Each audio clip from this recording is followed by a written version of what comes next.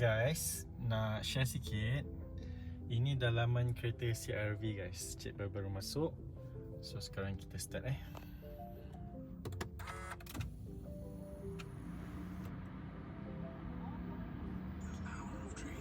Ada rasa tak? Tak ada rasa apa-apa kan?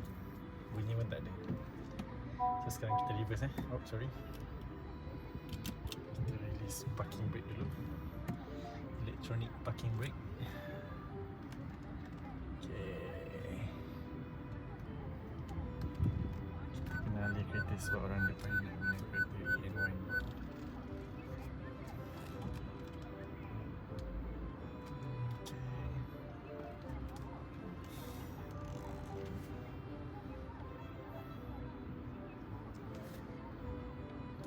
Ada 360 guys kereta CR-V.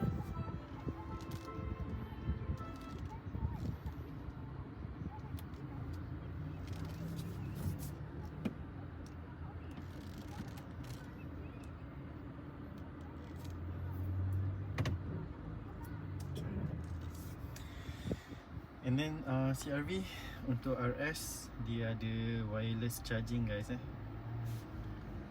Okay, so let's go. Parking balik sekejap je. Kita nak alih sekejap je kereta.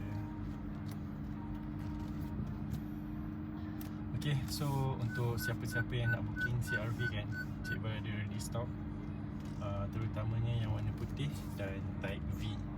Kalau ada yang nak booking, boleh direct PM Cik Bal. Cik Bal akan sharekan macam mana proses dia lah.